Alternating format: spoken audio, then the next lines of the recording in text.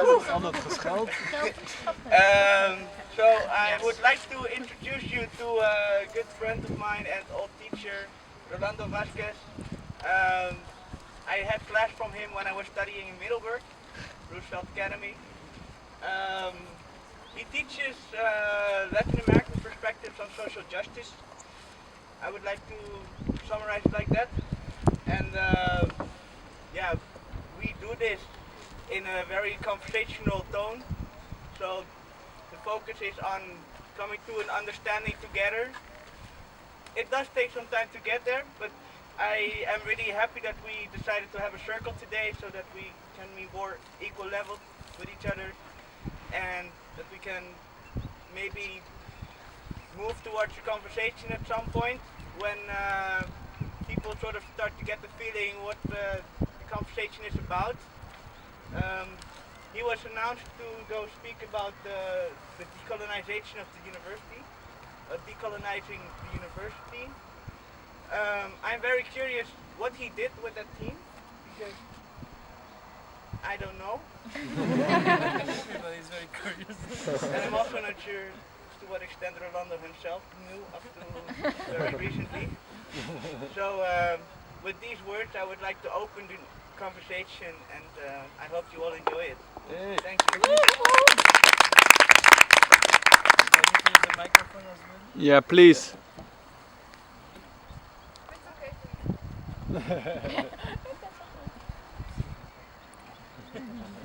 Okay, first of all, thank you. Thank you for the invitation, and very happy to be here. And it's always much better to speak in a circle outside than in an auditorium full of academics. So, very glad to be here. Always wanted to visit Ure, and the time came.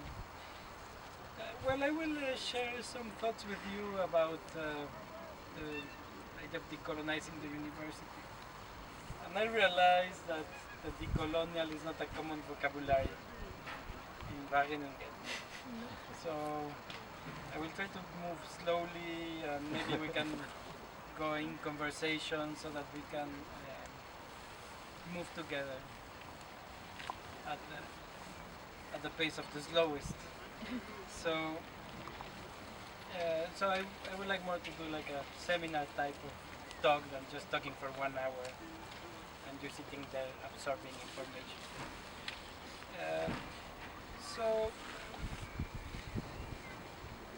Well, as the movement knows, the Nieuwe Universiteit movement, we are kind of living in the times of the corporate university, right? And all this idea of Renderment thinking and all this critique is, I think, extremely important. That has been happening, fortunately, in the Netherlands, but also many other places of the world. And obviously the key question there for me is, and as you know, I think it's also in your statements, is how the logic of profit begins to rule over the idea of knowledge and about our learning experiences. So how profit begins governing what we do inside the university. Now, this all you know very well, and that's why we are here. So I want to raise a bit of a sort of different question, a different level, and that's why the decolonial is there. And somebody might think, well, what does the university has to do with the colonial and with the decolonial in the first place? And that's what I will try to explain. I think the idea of the logic of profit or Renderment thinking or management taking over universities is an expression of a deeper historical process. And I think that's where we need to begin the discussion tonight. What is a historical process that is expressed in this type of corporate university, this type of neoliberal university? It's not something that is coming out of the blue, out of a new initiative in the government 10 years ago or 20 years ago. It's a very long historical process, and I think that's what I want you to begin thinking about. What type of historical process is this? So, if we begin thinking of when the logic of profit began taking over the logic of knowledge and the logic of life, we will go back to the colonial history. Yeah? The history of the wealth of this country is attached to the VOC and to enslavement. Right? So there was no big global profit, there was no big global knowledge or global merchandise, commodity, society without enslavement. That's at the ground of the history of the Netherlands and of the history of European civilization. The problem is that we study it separate. Yeah, we see the history of European civilization as something exceptional, as the development of the sciences and commerce, and then we see the history of violence, dispossession, exploitation, gender inequality as an aberration of that history, as something that shouldn't have happened, because it's against that logic of civilization. Well, in the decolonial school, we think it's not separate. We think they come together. Yeah, we think there was no European civilization dominating the world without enslavement. And so in Middelburg, we have been working for 6 years now on the Decolonial Summerschool, and the topic of this school is always slavery, because Middelburg was a very important city of the Dutch slave trade, and as important as Amsterdam, and we do this because for us the moment of enslavement is the moment in which life is made dispensable for the sake of profit, for the sake of producing global merchandise, of producing coffee, sugar for a global market, controlled by the global market. So from the very beginning, human life is made dispensable and put at the service of European civilization. Yeah? And that is why we talk of colonialism, and that's why we talk about the decolonial, because we cannot understand the big projects of Western civilization without understanding their colonial underground, their underside. Obviously, and here the university has a very important role to play, and has played a very important role.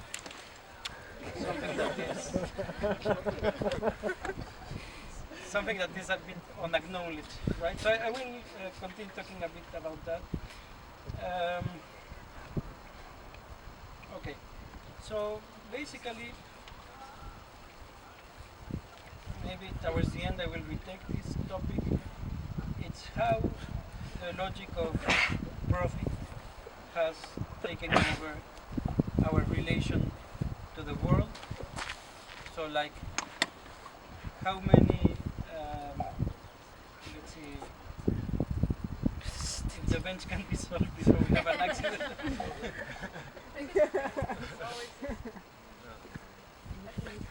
You see, that's why I sat here, because I knew there was a trap of sitting at the center. It's nice to have the center empty, because that's what we are aiming for. We don't need a center.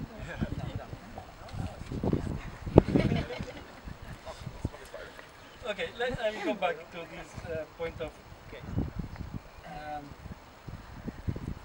So how the logic of profit is mediating or regulating or ruling over our relation to the world. Like for instance, when nature is considered a resource that needs to be preserved because it's a resource, not because it's nature, it's because it's a resource. So that's the logic of profit governing, ruling our relation to nature. Then our relation to others, like in the type of social media, Facebook, lack of logic. So how much human relations have become mediated through instruments of exchange instead of personal relations and personal connections. And the relation to ourselves as well. How much we relate to ourselves through the logic of an abstract identity given by a university, a career, or by a brand that we consume. So it's also the logic of profit ruling over our inner consciousness. Yeah? So I will go back to this because I think the university could play a very important role in changing that. But I think it actually, what it does is to reproduce. Yeah? It is training us to relate to the world like that, to relate to others like that, and to relate to ourselves like that, as if we were profit-made. So we could be criticizing the corporation, but we cannot see that we are acting as corporations, yeah? In the way we perceive our own identity or our relation to others. Okay. Okay, I will go a little bit into the ground of what decolonial thought is built on, and it's the idea that this history we are living today and we are challenging today is a history of 500 years of Western civilization. Yeah. That doesn't mean that other civilizations didn't have violence or didn't have exploitation. Well, that's a topic for other disciplines. But our topic is social justice today, is violence today, is exploitation today. And the history of today's exploitation is the 500 years of Western civilization. That is the 500 years of colonialism and what we call coloniality. So even if you have the liberation of countries through decolonization, you still have coloniality. You have still the endurance of that structure of oppression. And that's why half of the world is in poverty, in violence, and half of the planet is being destroyed. Right? So it concerns us because it is the history of our present. Okay. So for us, the history of our present starts very significantly in the conquest of the Americas, or what people from the Americas called Abya-Yala, because Americas is the name given by the Europeans to that territory, but it's not the name of the territory.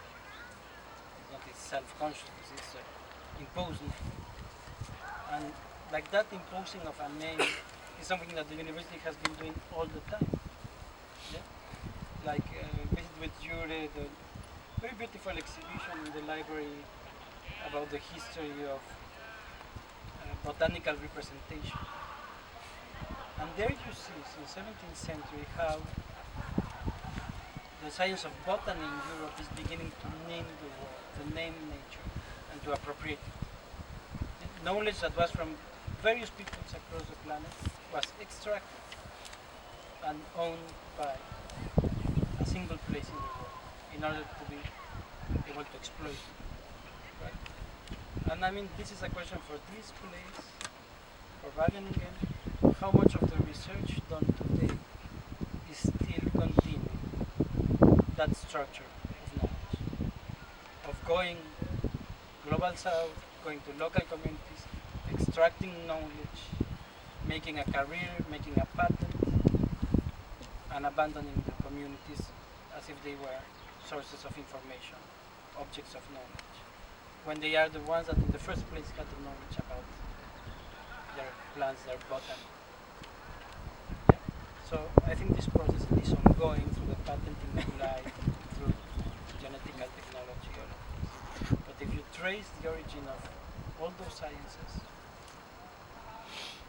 you will see the colonial relation. It's there.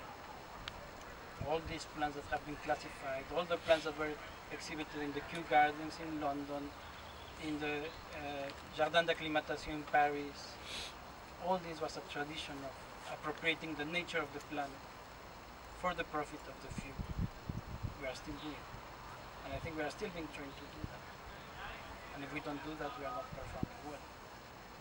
Possible. Then it's a question for you because I don't study these science, right? Okay. Let me see. So this is the moment of the conquest of what you call the Americas is the moment in which Europe begins to represent itself as the center of the world. This is the argument of Dussel. He's a philosopher from Argentina and Mexico. And so it is very significant because before that moment, before the conquest, Europe was a province in a diverse world. The world was not centered in Europe. At the moment of the conquest of the Americas, Europe begins to self-define as a center of the world. And if you have not been educated in places like China, the map of the world you have in your head is a Eurocentric map. You have Europe in the center of your mind, of your imagination of the world. And that is one thing that the university does.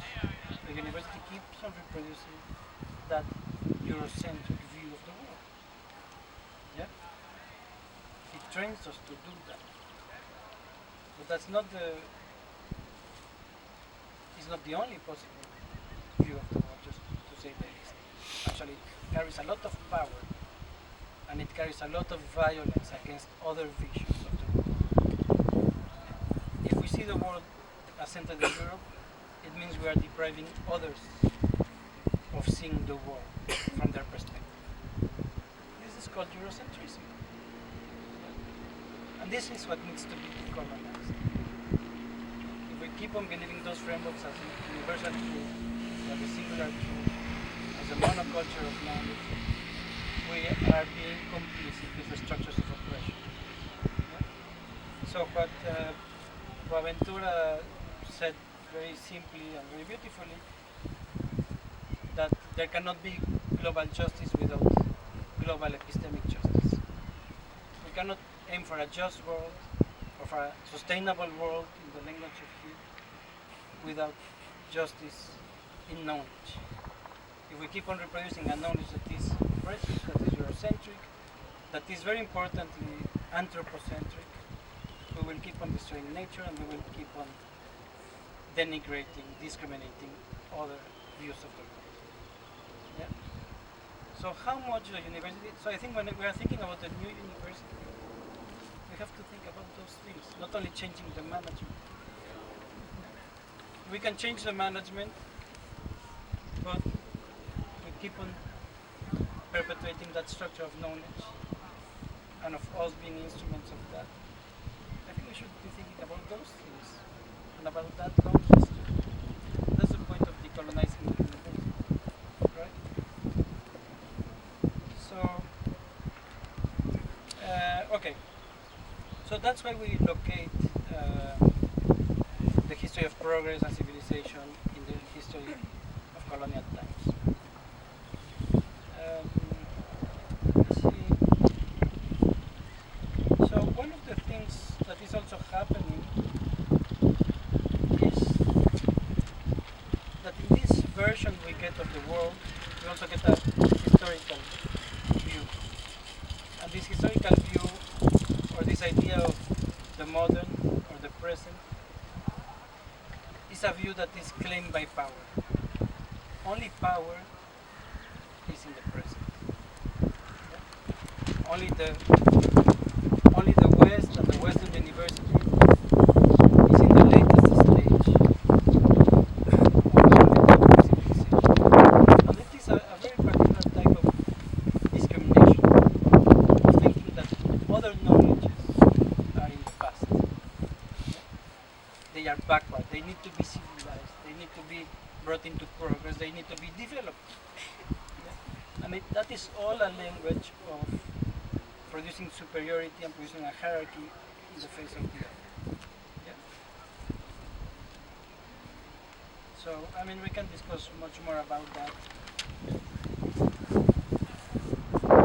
Okay, so we use, I know it's not the vocabulary of here, but we use the term modernity to call that civilizational project of the West. Because it called itself mainly since the 19th century, it calls itself modern. It owns the present. And that's why we use it that way, the term new. Because the new for us is the latest and the best. Yeah. So maybe we need to think about this, using this term new or novelty to affirm some sort of vanguard of being ahead. Maybe it's more rebellious to be a bit backward and to look back at the things that have been forgotten, the relations we've lost. So this is part of the task of decolonizing the university. Okay.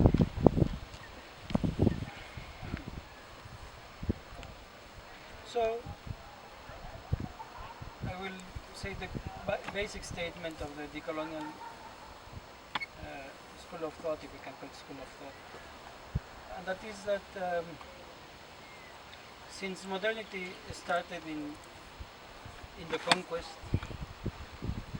since the civilizational project of the West started in the conquest, it becomes obvious that historically speaking, there is no modernity without coloniality. There is no history of European civilization without slavery. There is no history of progress without violence, no history of development without exploitation, without dispossession. And we need to account for them together. As I said, it is not, they are not mistakes, these violence. They are not unintended consequences. The accumulation of wealth on one side of the planet and the accumulation of privilege is built on the dispossession of the other side, on the racism towards the other side, on the discrimination of the other side. So we need to speak very concretely of how privilege, how accumulation is produced, and to recognize our responsibilities on that. Okay. So, the history of global inequality is a global colonial history, a modern colonial history. Okay? So when we speak of inequality across gender, and we look at the origin of patriarchy as a global system of gender organization, that the colonial feminists call heteronormativity as being the main way of regulating human relations, you can point it very clearly to the colonial history as well. You can see how the colonial history was a system of implementing a gender dichotomy, the separation between male and female in a normative way in which the male will be superior. And this got implemented through the structures of knowledge and power and religious structures of the West. This was not the case in all other civilizations. In some, it might have been the case, but not in every one. The places that got conquered in gender terms as well. The coloniality of gender. If we speak about race, it's very clear. The invention of racism comes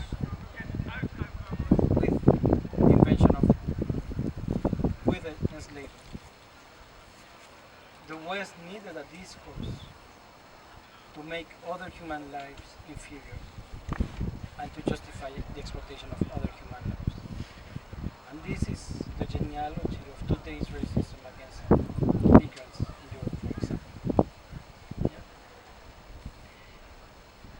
If we talk about class, that is very clear, and I think that's the clearest legacy of the New University movement. I think Marxism shows it very clearly. Discrimination in terms of class is based on economic inequality, on exploitation, on accumulation. If we can also think of terms of inequality in terms of geographies, like the land grabbing, like why mining companies have priority over sacred lands. These type of things happen all all across the world, and we are facing today a lot of violence across the global south. People defending their land against these development projects, against these corporations. And it's not just a statement against capitalism, it's a statement against what land means. It's a statement against the relation to nature. They cannot see nature as an object. Yeah? The West sees nature as an object because the civilizational project of the West is anthropocentric. The human has a right over every other form of life or existence in the world. For many other philosophies, because philosophy is not just West, for many other philosophies, this is not possible. You cannot see the world in an anthropocentric way. And those you don't have the right to take over the mountain for a mining project. Yeah? So these are totally different cosmologies clashing. One cosmology that is driven by profit, another cosmology that I would call relational and non-anthropocentric.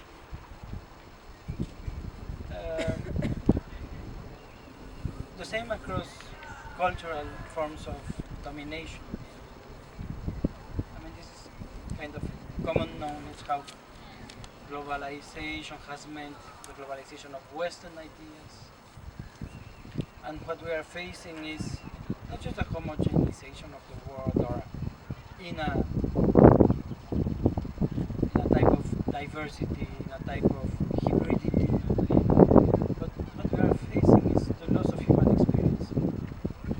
Just as we are losing the diversity of nature, the biodiversity that is very well known in this university, we are also losing the diversity of human experience, the diversity of ways of relating to the world, or ways to relating to others, to food, to ourselves. This is being lost. And the education system, not only the university, the whole education system, is responsible, highly responsible for the loss of human diversity. Because it turns us into a specific type of subjects. Yeah? And people that have been forcibly educated, taken out from their communities, know this very, very clearly. How they've learned to despise their communities, how they've learned to see their other knowledges as something inferior, and how they learn to become individual subjects that are functional for the system. Yeah.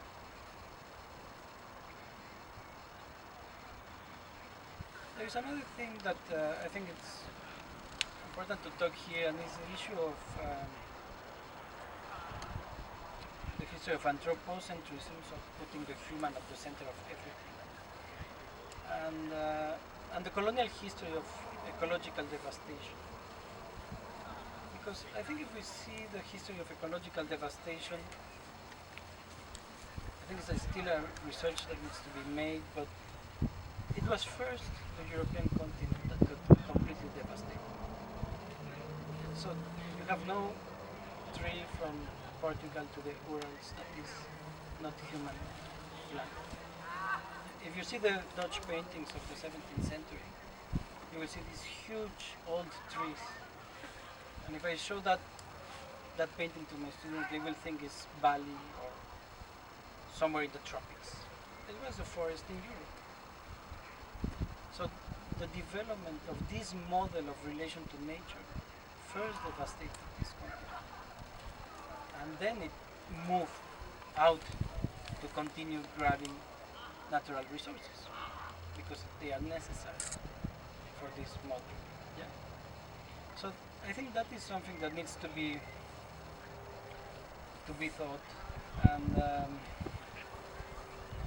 there is a lot of things like the history of the representation of nature that, as I said, this exhibition here is very good, and I mean it's not curated in that way, but you can read it in that way, and the history of the zoo as an institution that will exhibit nature and the ownership of nature.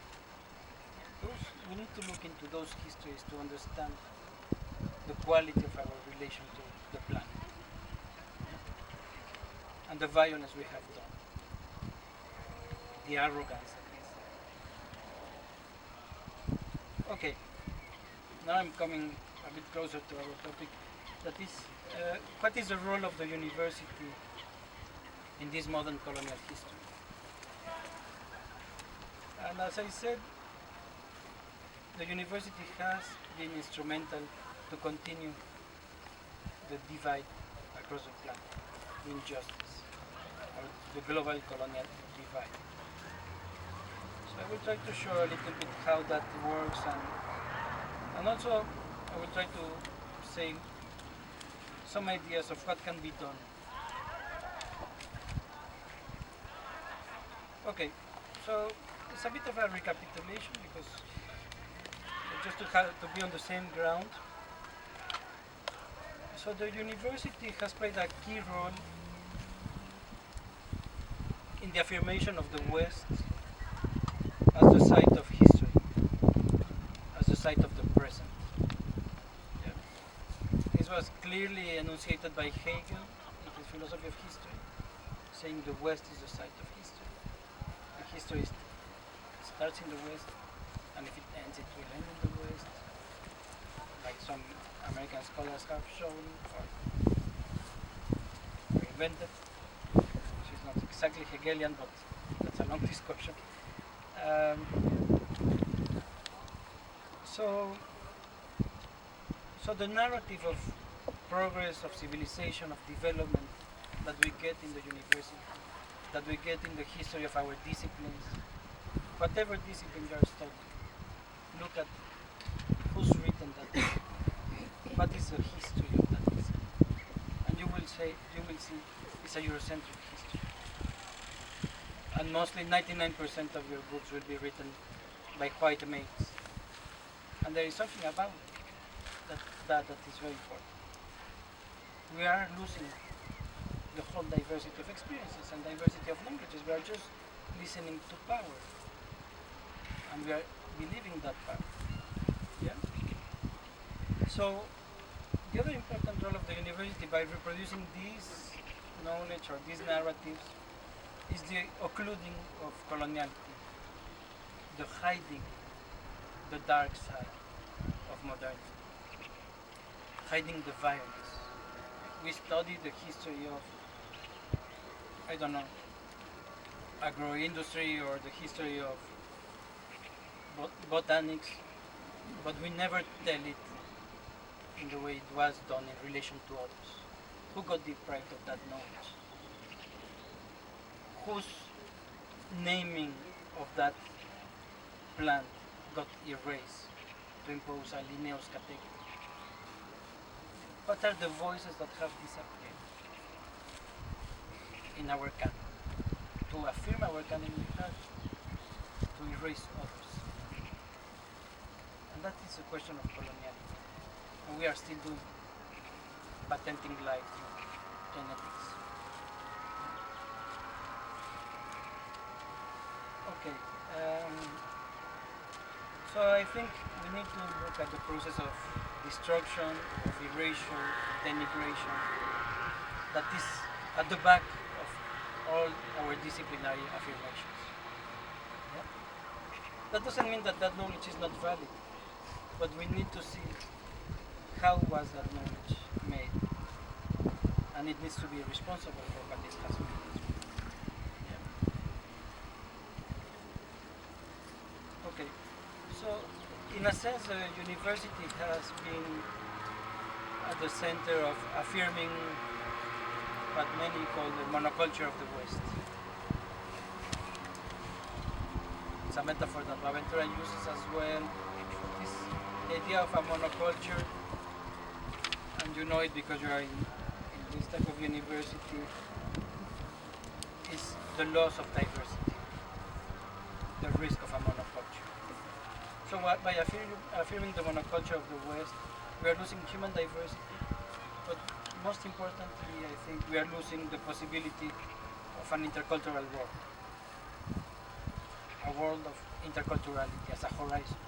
So how can we think of a university that teaches and produces interculturality? I think that might be part of the agenda of a student movement today. So we already talked about this, that is, how is the university inserted in the geopolitics of knowledge, in the political economy of knowledge? Who is the researcher? Who is the informant? Why the local is information and the global is knowledge? How research method is, in many instances, about extraction, about appropriation, about owning the means of circulation. It's the economy, it's the logic of profit, only applied in knowledge. And we do it, we can be very critical of capitalism, but we do the same with our knowledge, or with our subjectivity. Yeah? So I think, and that is the problem of just reading the world through a Marxist critique, that you think the problem is in the economy. It is not there. It's one of the important aspects, but you lose out of sight all the other sorts of oppression.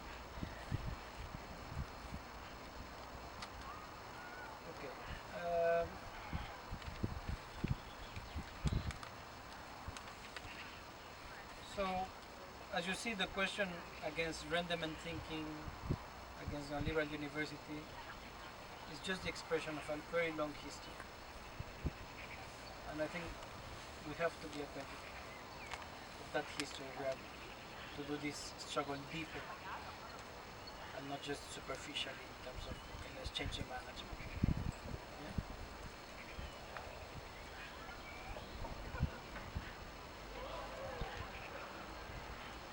So, as I've been saying, to address the challenges of global inequality and of ecological devastation, we need to look at that history.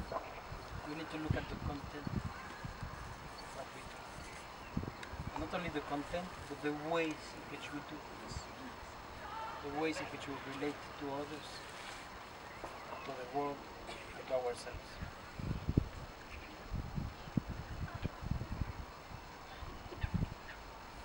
So a university that understands its implication in the modern colonial history,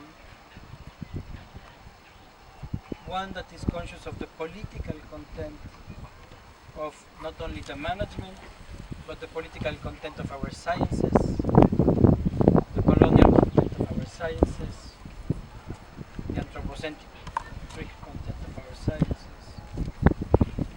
the political content of our methods of teaching, how we learn, how we teach, the political content of the processes of subjectification, we say in sociology, is a big word, but just how we are trained to be someone, like with a diploma, with a title, with an individuality, being competitive, being efficient, having your own grades, all that the sorts of universities reproduce. So here I go to some of the most basic questions, but I think very simple questions, but very important. Like people like Arturo Escobar, Catherine Walsh, Xochitl Leiva, they have been talking about this for a long time. So when we face the question of science, decolonizing science doesn't mean to have a romantic view and go to the primitive time of non-science. It's not the point. Right? To decolonize science means to ask science for who and science for what. For who am I doing this research? Is it useful for what? Is it for the accumulation of knowledge of one geopolitical location? Is it functional for the dispossession of others? Is it functional to create more market opportunities and to restrict access to other people? Does it destroy the communal? So all our sciences are geared towards a concrete relation to the world, and there is a politics there. We could very well have sciences for convivial, that are convivial, so looking at the history. Instead of thinking you invented your desires, you invented your identity. Ask where it's coming from, and ask if there is things being lost. So with whose blood have my eyes been? It's very hard. It's a very deep process and very hard to do, because we don't want to recognize ourselves in the privileged position. We don't want to see ourselves implicated. We want to always sit on the side of justice and of being good for the world, without looking at how we are ingrained in those processes.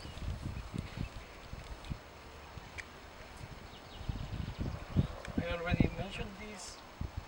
So is the technology we are creating distancing people, like the mass media or like the social media can have the effect of distancing people? Or is it producing conviviality, building relations? Sam is here, I'm looking for you. You are here. Like the points of Illich about technology, right? So it's not an anti-technological statement. Is this technology liberating us and helping us to be with others? Or is this technology distancing us? And as Illich found, things like the car and things like the Facebook might be distancing us rather than bringing us together. It's a counterproductivity. So yeah, let's keep on thinking in technologies, but technologies for what? Are they convenient? Yeah.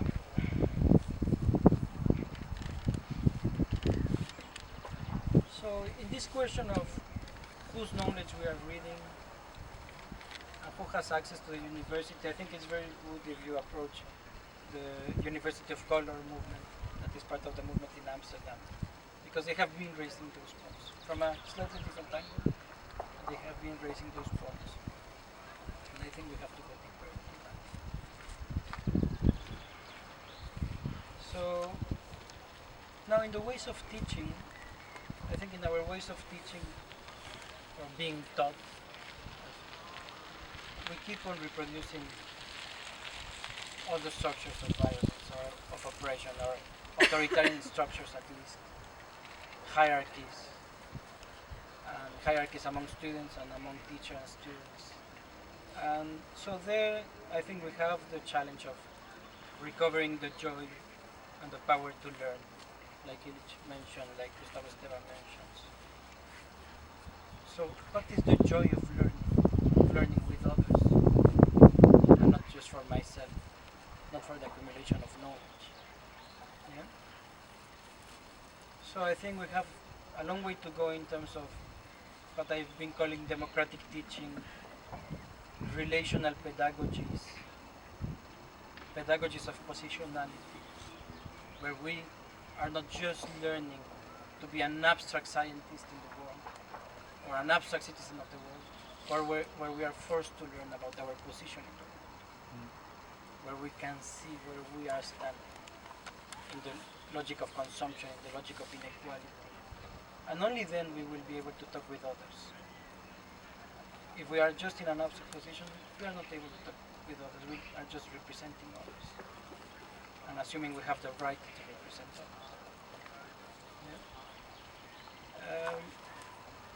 So how can we recover the power to learn, the joy of learning? Because every human society has had the joy of learning. What happens when it got institutionalized and it got put at the service of profit, of accumulation, of a monopoly?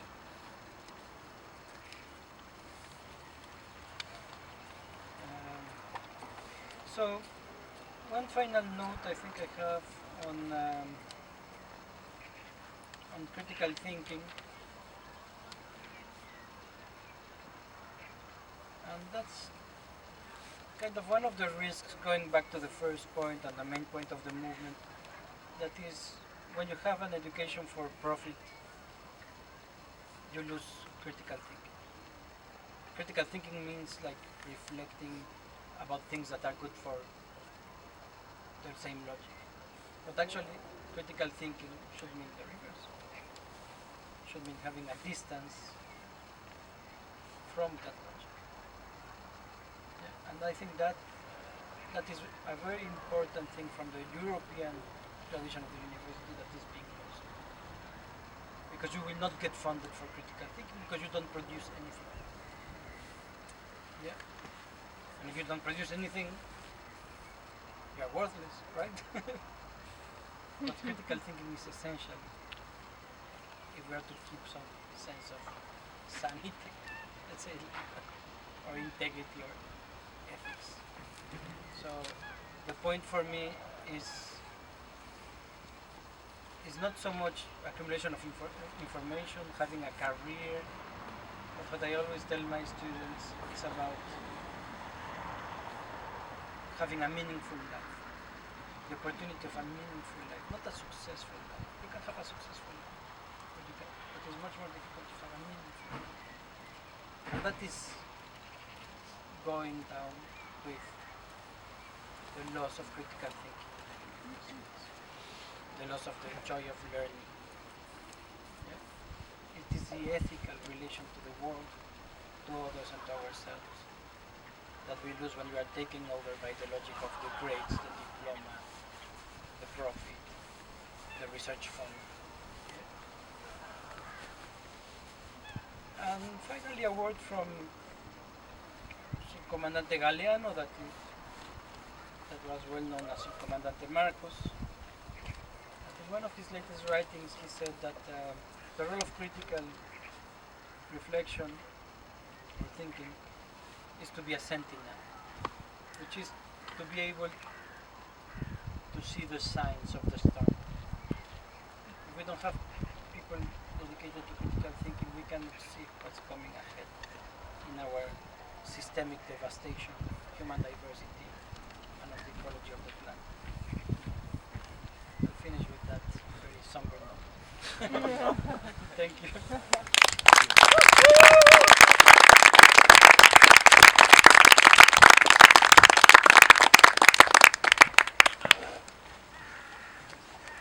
Well, thank you.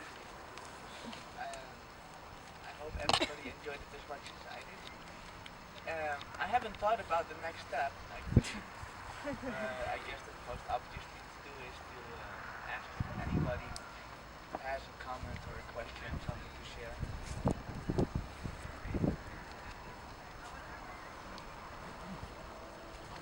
Yeah, hello. Thank you, first of all. It's very interesting. And I was wondering, because you said that the problems lie also outside of the sphere of economics, but also what you expressed the whole time was that everything gets standardized and instrumentalized in the name of profit. So I wonder if is it like that, or is it maybe that it comes from the economic sphere and just expands, like that it's still the originating actually in the economic sphere, like through capitalism.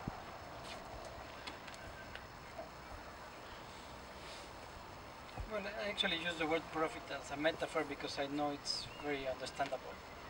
And I was very warned that I shouldn't use all the vocabulary of philosophy if I wanted to be able to communicate. but obviously it has a risk of making that underlying assumption that the economy is ruling everything. That is a Marxist tradition of thinking, right? But when you think of questions of the destruction of cultures, when you think of questions of discrimination, when you think of questions of gender, the economy is not sufficient to understand all those systems of oppression. You see? And I think it's the wrong move to give it a privileged position. It is there, it's very important, and we have to understand it.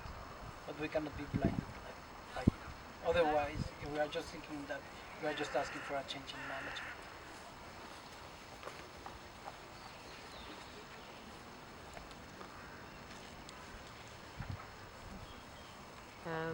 Yeah, probably I can just speak, right? Yeah? Yeah? I can speak loudly, really.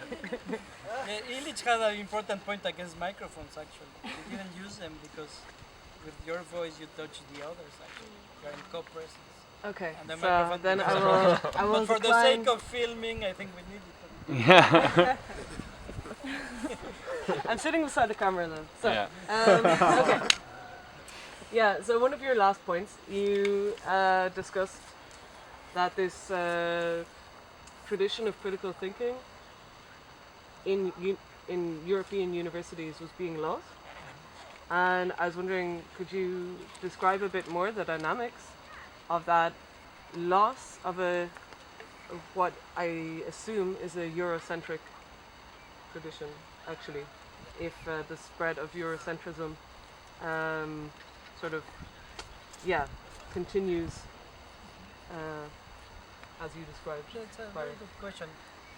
It's the same like with the question of profit, right?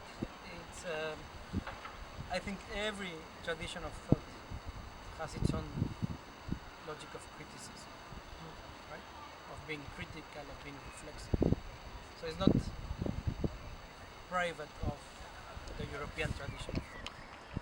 But if we are talking of Europe and universities, then something that is structurally lost inside these universities is criticism or critical thinking. Yeah? It has also been lost through colonialism in many other cultures.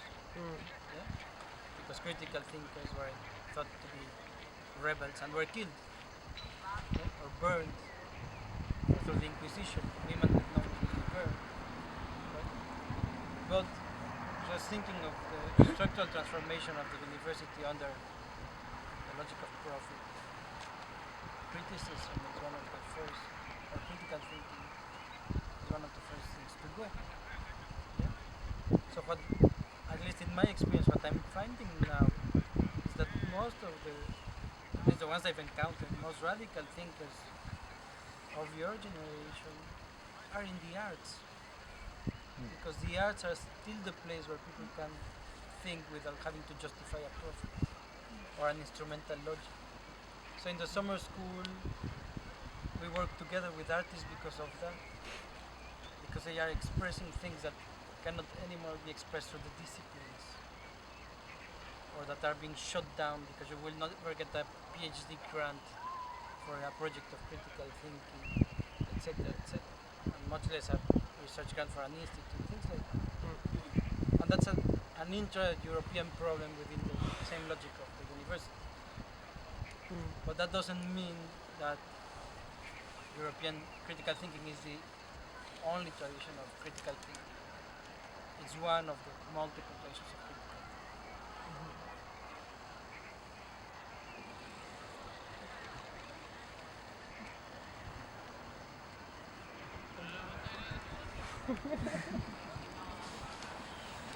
To explain a bit more about the way in which you set up the company. What's the most important thing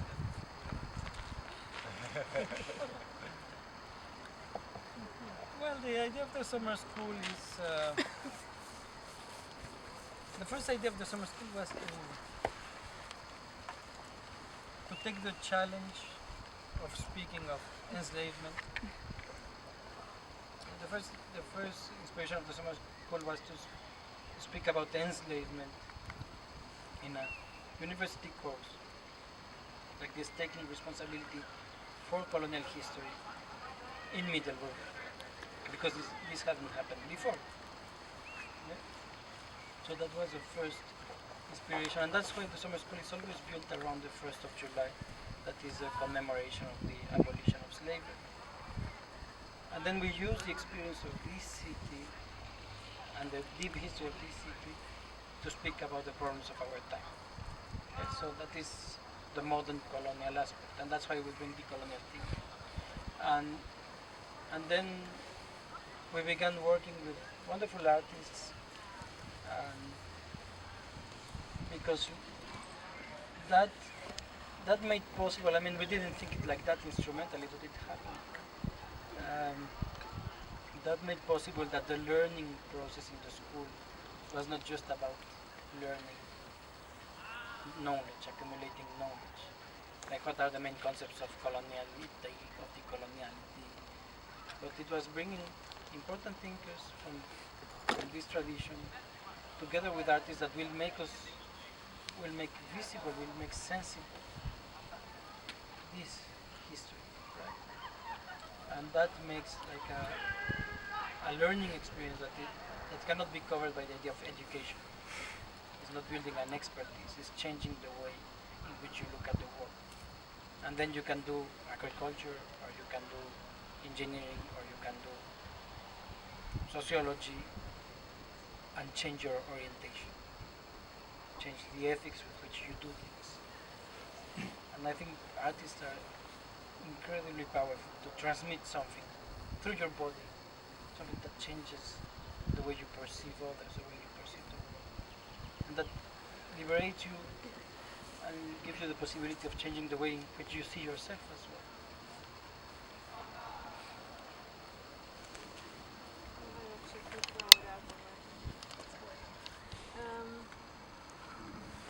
Yeah, what also makes me thinking now is that why do we actually have a university? Because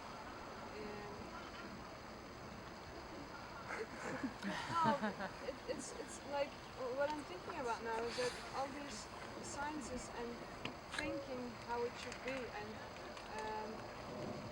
it's also giving me a bit of like a paradox feeling that we're talking about decentralization and who has the right to decide for who, and who has the right to take the power to decide for someone else in society. But is university not also doing that by using the brain as okay, maybe we should change, maybe we should be critical thinkers more, but why is the university and the people of that entity the people who should be the ones that to think about how it should be in the world? Is it not also a thing that is happening in society every day by doing things? And because it makes me feel also a bit as if the university itself, like regardless of how you have the structure in the university style, is that the university is the entity and the people in that entity who decide how we should think in the world. Well, that's a very good question. It has very different levels, and well, one is a realization that people all over the world are thinking, and they don't need to be in a university, right? And like the social movements in Latin America, they are changing their worlds, they are changing their ways of doing without the approval or not approval of the university, right? So that's one of the mythologies of the Western-centric mentality that we need to overcome. The idea that the university is a place where thinking is happening. Yeah, Yeah? And nobody else has thinking, the others are ignorant. Yeah. Or on the way to university, right? And so that's one of the points. The other point is that we need to recognize that the university has played a very important historical role. It is a powerful institution, and it has caused a lot of damage. And those of us who have the privilege of accessing it, we have a responsibility to take it into account for its ethical history. And it's a front. It's a front of criticism, a front of transforming society, because it is a powerful institution. Just like capitalism is another one. Yeah? And I think we should not go away from it. We should take responsibility of where we are. It's our location. And that implies, in my mind, what I call the humbling of modernity. Humbling the university means making it realize it is not at the center of the world. Like the old Marxist position of we are the public intellectuals and we are deciding how the world has to be changed. I think that time is gone. think the world is, for those of us who are in the university, have to take over the role of confronting this front. It's just one front, it's just one wall. I think people in Chiapas are much more at the forefront of the struggle. People fighting mining corporations are much more at the forefront of the struggle and of thinking about the reality of the system. They understand it in their bodies. We don't. That is my take. So in a sense, we don't need that university as a universal place of knowledge. We need to divest it of that position, but we still need to transform it because it keeps on reproducing the structures of knowledge that enable oppression, that enable ecological devastation. And somebody needs to change it at the level of these institutions. And these institutions are human-made, they are not machines. So we can inhabit them and we can do some work inside. But is it then maybe especially for the people that we need to take that responsibility? Because if you go back to what we said before, that human has always centered itself as the middle point, then it's also the responsibility that we have to take to be critical and to have a real good look at how it has been going. It's especially because of people, because if I believe if the people are not there, it doesn't matter, nature will go on. So it's actually only to save ourselves. Because in that sense also, if you look, the world is just a small thing in the whole universe. And then, like, you see also in concrete areas, if people leave, nature takes over buildings. I think nature can help itself. It's just that we need to save ourselves, in a sense. Well, you could see it like that, but I don't think it's exactly like that. I think there are real processes in which the university is affecting a lot of people. And we have a responsibility towards those processes because we're inside. Yeah, and it's not just for ourselves. And when you see the ecological devastation, well, nature might take over again, but many things have been lost. And they are being lost forever, right? Like many human languages. And with those languages, many philosophies and many ways of understanding our life.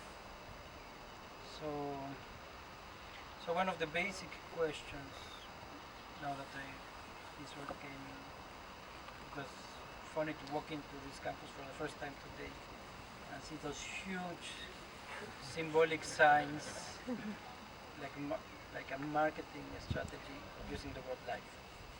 Yeah. When I think what is at stake, listening to indigenous struggles, is precisely the struggle for life. Because the model of consumption, of appropriation of nature, of exploitation of human life and nature, is a model that for indigenous thinking today is, or the thinking of many social movements, is a way towards death. Yeah. So yes, I think that is the question of the ethical life. Is it just for myself that I will do things, like for my career or my good consciousness, or is it for others? Because I'm inserted in a long history that is determining me as well, which I could take responsibility. I think that is the access to ours and ethical life. Yeah. So it's not. That's how I see it, and that's why I see we have a responsibility because we are here. If we were in the jungle or in the tropical forest, we would have a different type of struggle, and no less important than the one in the university, and no less knowledgeable. Yeah.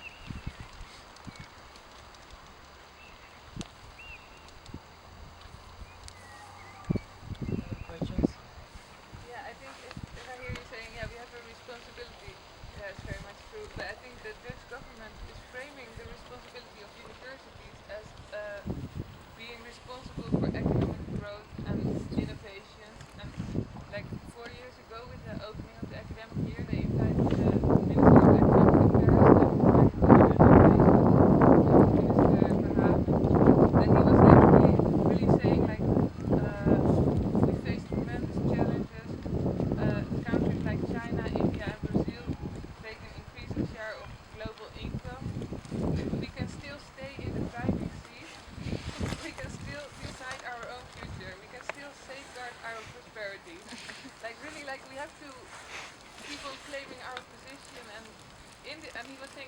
part, like the university, like help to keep the economic position of us ruling the world. And That's a staying wonderful right. statement, you see, because it proves everything I've been saying. They know how instrumental the university is for the reproduction of that power. Yeah, and they're even ashamed of saying this. Like they really believe that that's the right thing, that they really believe that this is the responsibility of the university. And then the director of the university at that time was also going along with that discourse, like saying that we have to serve more the economic interests, also in studying biodiversity and nature we have to serve the economic interests. But luckily now we have a new director here, so maybe it's gonna be a bit better. But Yeah, but I mean, the question of my talk and of what we do in the summer school also with Walter Mignolo is like we have to have that conversation with those stakeholders, but we should also be able, as Mignolo says, to move with our own conversation. Because the conversation about the content and the ethics and the colonial history, that is our conversation. So we should confront that logic in their territory, but we should also be able to disengage or delink from that conversation and not make it our only world, our only horizon of expectations to challenge the government and its statements. Right? I think we need to create alternatives in our own spaces, just like sitting here together.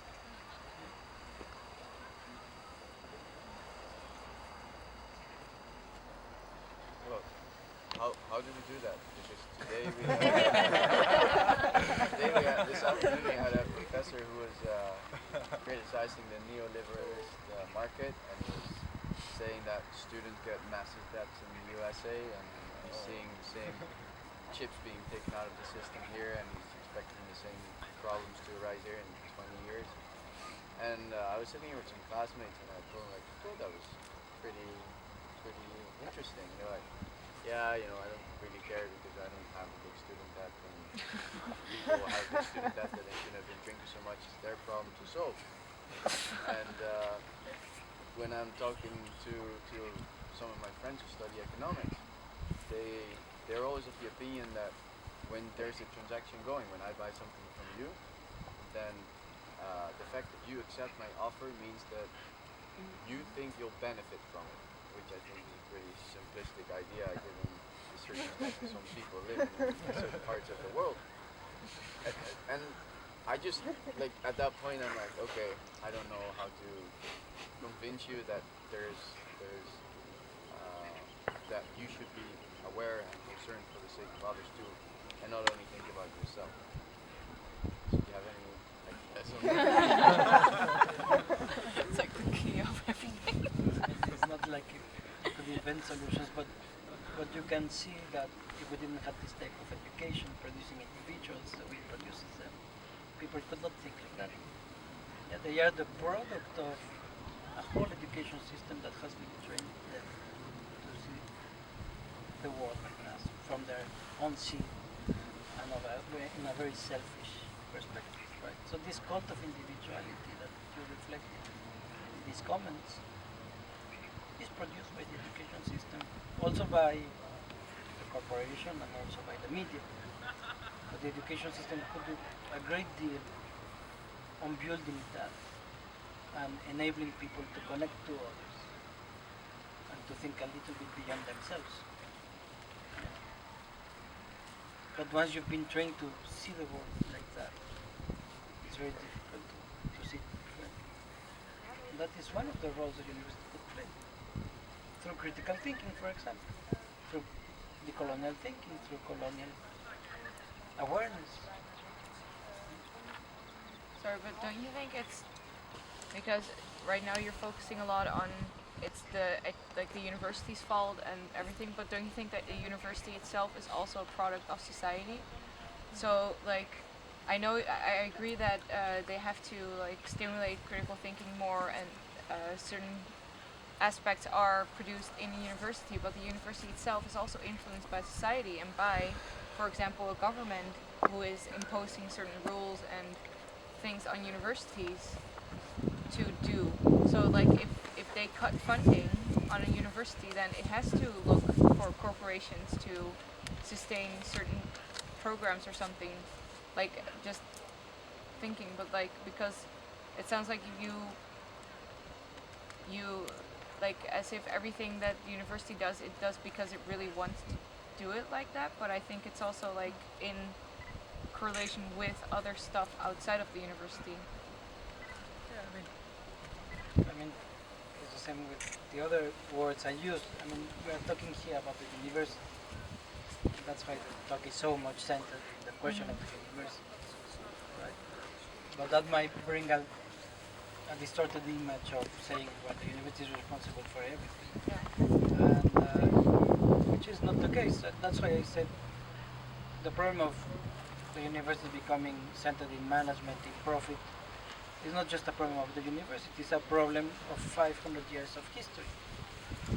That also affects the logic of the state, that also affects gender relations, that also affects relations of discrimination, that also affects equality in society, justice in general in the world, global justice. So that's why I said we need to look at the deep history because it's much more complex. Now we are sitting in the university, and that is our place, our location to do things. If we wait for things to happen globally and then the university will change, well, we are not having a meaningful life. We are just waiting, right? But if we want a meaningful life, we have to engage with where we are, and that's the point of positionality. Yeah. You are here. If I was speaking about the government and the state, then we could also make the same sort of modern colonial history of the logic of the state and how people think the state is a place that has to solve everything in society, and how the state reproduces a logic of citizenship, of individuality, etc. So, yeah, so it's a very good point, but it's I think it appears like this in this talk because we are talking about the university, and I think that's where we can do things, us here, ourselves. But it doesn't mean that changing the university will change everything, or that it is the only responsible. Right? It is obviously implicated in a network of relations of power, and that is not just in the present, but is historical.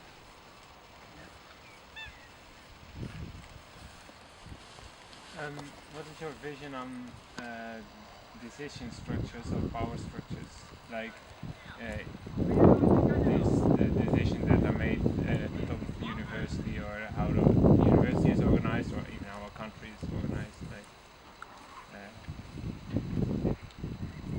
well, I think we could have different visions of power, right? And of politics. But for that, in my view, we have to reach out to other traditions of thought. Yeah? Where power is, for example, relational. Where power is not the exercise of domination, but the avoidance of domination of one over other. Where power is not conducive to the production of a state, but to the production of co-responsibility, engagement. Called communality, relationality. But these ideas of power have been diminished because they are not political science, right?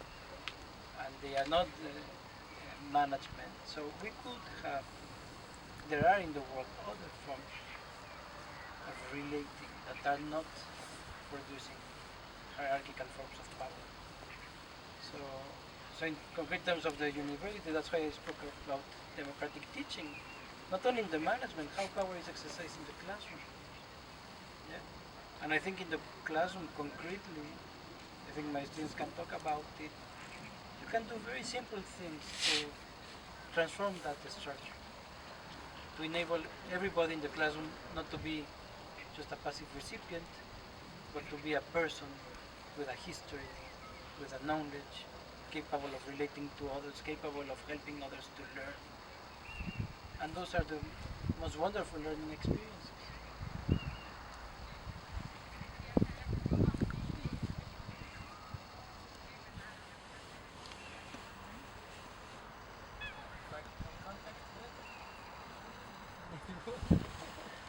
Well,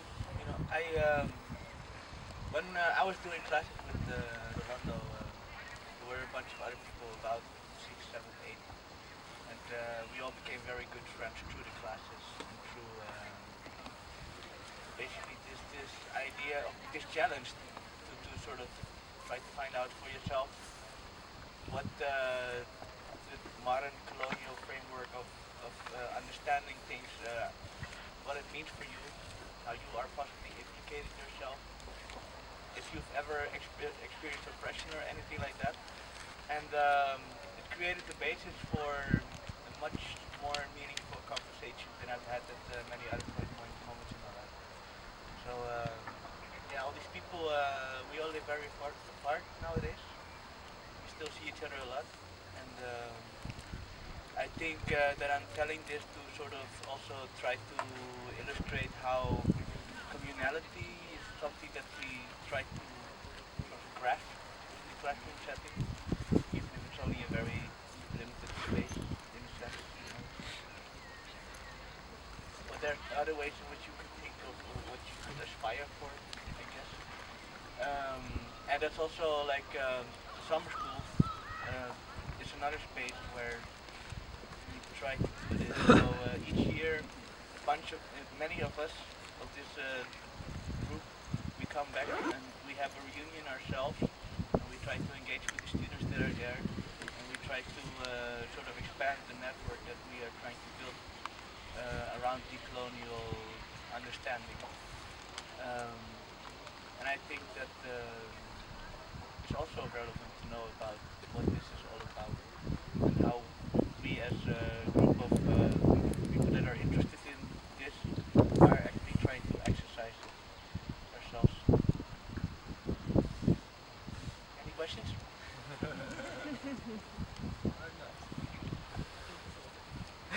Not on that in general.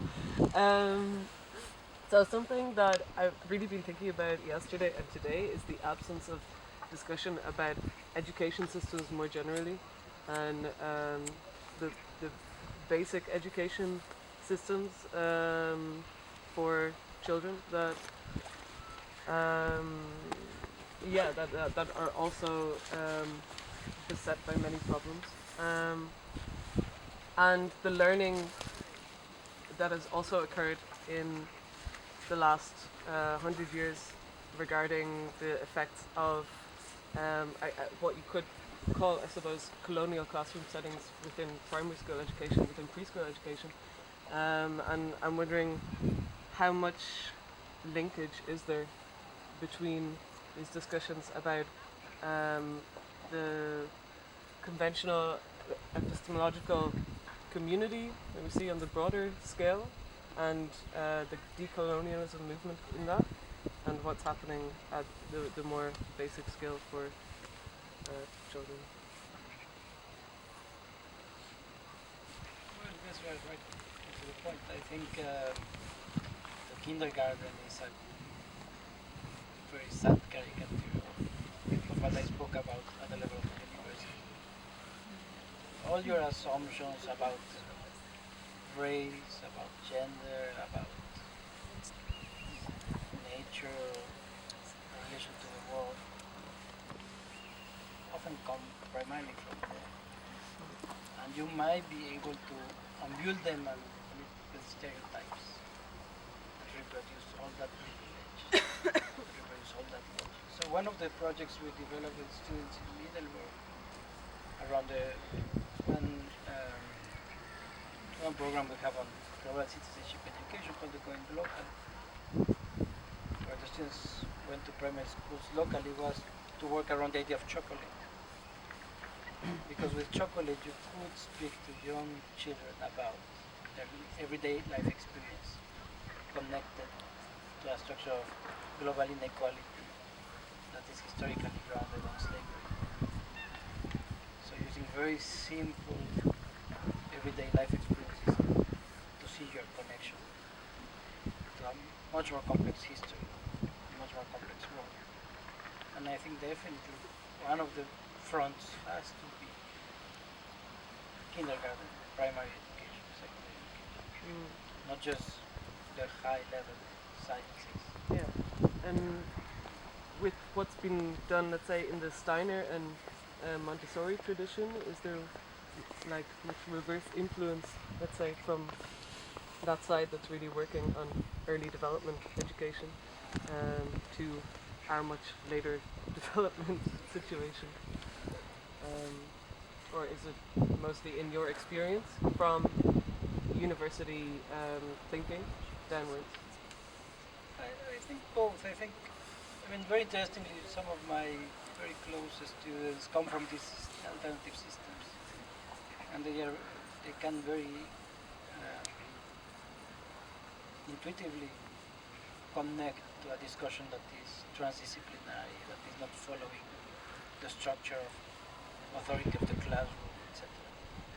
So I think you are right that there's a positive cross-influence there. But obviously the scale is just my personal experience. I cannot speak in a much way. I have a been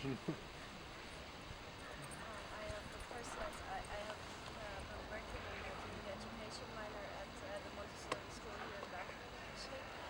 My personal experience is that it's really pretty much just a conventional school. Like the first class that I had to give, I had made a new concept about an experiment which was more interactive about the students and was like put into real life how they would have to design the experiment themselves and experience it themselves. And even though all the students finished the experiment and did everything and were really happy and really enthusiastic about it, and like the people who are usually a bit, or that I have been warned about, like the students where teachers would have to say keep an eye out of those ones, they're going to be trouble, those were actually the ones who finished the experiment first. And afterwards the main comments I got about it was that it seemed like I had lost control about the students. And I thought that was actually a really funny remark because I never aimed for having control on the students. That the whole project was being about letting the students control themselves how they are learning and how they experience the whole thing. And hearing that from a Montessori school was really kind of shocking actually. And that was also the main thing that we learned at the education minor, that you have to be in control of the class, while I experienced in the classes that others saw as different. I felt really comfortable in them because I felt it was like more groups work where everybody would take care of that the thing would turn out fine instead of just relying on me on telling them what to do. And I think that's also, now thinking about it, I think that's a main issue with the whole school system in general, is that the people who are doing well in the Netherlands, it's VWO, where the people go to university afterwards, those are the children who are really boring to teach. Because they are really just sitting there waiting to receive information from you. And the lower you go in the educational sense, the more the students are trying to challenge you and thinking more by themselves and being therefore difficult to teach and therefore having worse grades and in the end being like the outcasts of society, so to say, so they don't value them. That's my personal experience in teaching, and I think it's horrible to see, to be honest. And on your remark on the kindergarten, I would actually, in this conversation yesterday with a friend, I would actually go even, not just in kindergarten. Kindergarten I think is already too late. I think it's a really, really bad development that parents stay at home with their children until they're like 4 or 5 years old, where most of the children learn about socialization, about how to behave as a human being, because imprinting of character happens really, really early in childhood. It's important that children come together and experience how to behave in a society, a children's society, so to say, as early as possible, and not being taken out of that as individuals and just learning from their parents, but also should learn more from other people, surroundings. And I think that's also why we turn out with people like you said, for example, that say, well, if it's good for me, then I'm okay with that. I don't think about other people. Because if you learn early that you're not an individual, but that there's people around you that you have to take care of as a group, then you automatically learn a sort of ethical thinking, a sort of social thinking, which is lacking in, well, I don't know if a lot of people, but definitely some people.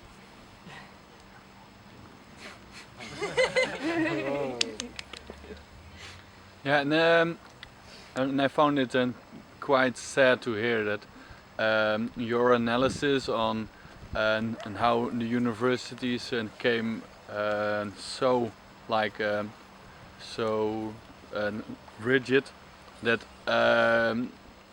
you work preferably with an artist because they don't have to account for everything they do. So yeah, and then I always thought that the universities were the places that we could critically think about change. So, and how could we change the university as a space to be more critical? Do we need to detach ourselves from the quantitative approach, or like the distrust of the boards, and in the sense that the distrust is materialized through, for example, the tenure track and such things. Yeah, what would you propose in this sense that the universities can again be a space for critical thinking?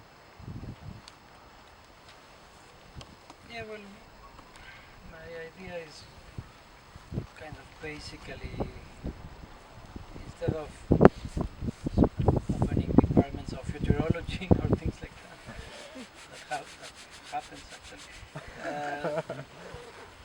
is a call for the university and each discipline to take responsibility, to take consciousness of its modern colonial history, to see how it is implicated in the reproduction of inequality, injustice. I think that is a starting point to have an open space for critical thinking. So do you think like that all the rules and the regulations and all the structures that that try to keep the people in bound are there to to reproduce and what we have of our colonial past? Yeah, well, the problem is not the specific regulations, right? Obviously there is regulations made with a specific aim, but the problem is the content. That is what I was talking about. You could have maybe a logic of tenure track, but stimulating engagement, stimulating positionality, stimulating modern colonial consciousness of the discipline, stimulating interculturality. So it's the same point like with science. It's not about all science destroys the planet. It's about what type of science are we doing. So for whom, for what. So we could have regulations, but for what? For whom? Yeah? At the service of which orientation, which relation to others, to the world, to our history.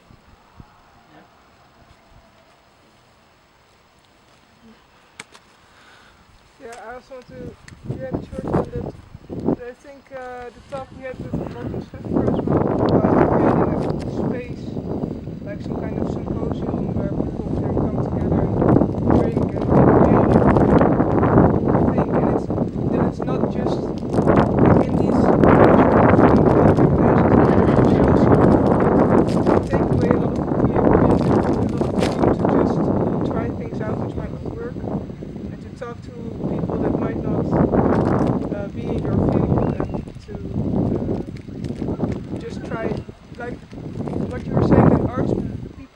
arts have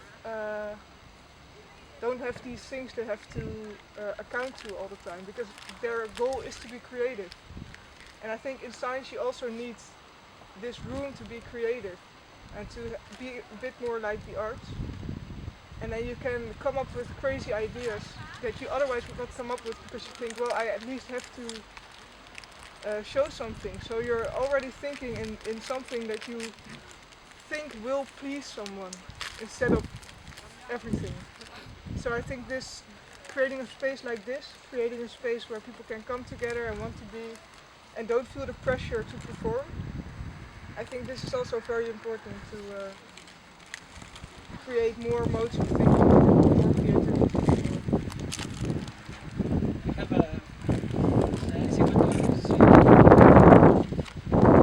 have a big preoccupation now. That is this praise of creativity. Why are we praising creativity? And I go with the same with the question of science and the question of is it the praise of creativity to stimulate just radical novelty and individuality, individual genius, this type of logic behind? Or we could think of creativity as a relational process, as something that only comes by being together with others, where there is no author and no genius. Yeah? And when I think of critical thinking myself, I don't think of the genius having an innovative idea because he made a walk on the forest, but I'm thinking of somebody that is capable of listening to things that are outside his framework, capable of unlearning. So what if we define creativity as unlearning, as listening radically to others, as recognizing ourselves through others, instead of just seeking that way of finding the radically new through a bright mind? That is what the university praises. Yeah? And the same goes for the art world. And I think that's where the confusion can happen. I think the colonial artists, what I call the colonial artists, are not seeking the most radical, innovative, creative idea, like to be praised as contemporary artists because they are shocking, because nobody has done that before, which is what the modern and contemporary art museum praises. I mean, we also need to decolonize the museum. That's the topic of our summer school this year.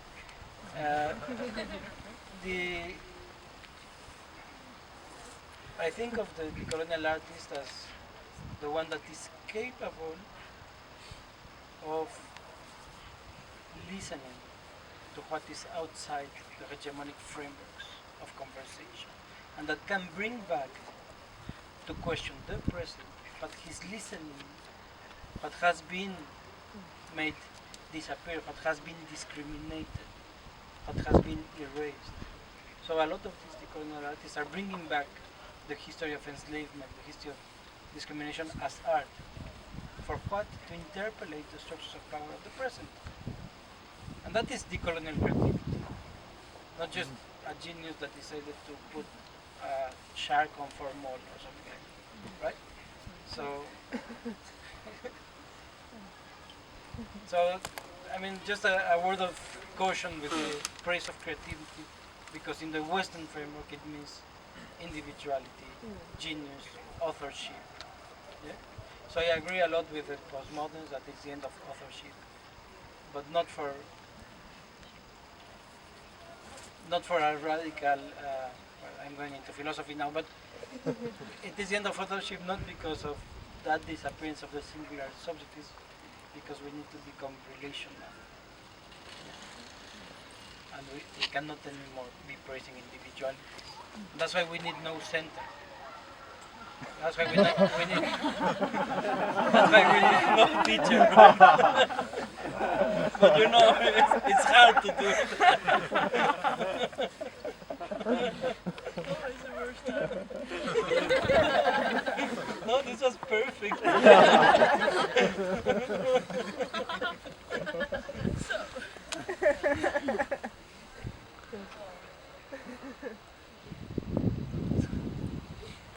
I have everybody's attention anyway. Good way of raising it. Preferably not food. That's a bit too much. Because everybody's so damn cold, I think the forum is still open for an hour, and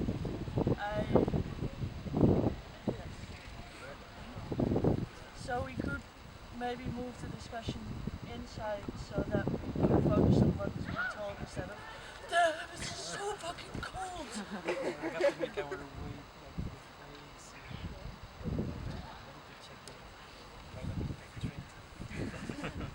but yeah, we could maybe check yeah. We are restricted by the structures. Thank you. Thank you. Yeah, thank you.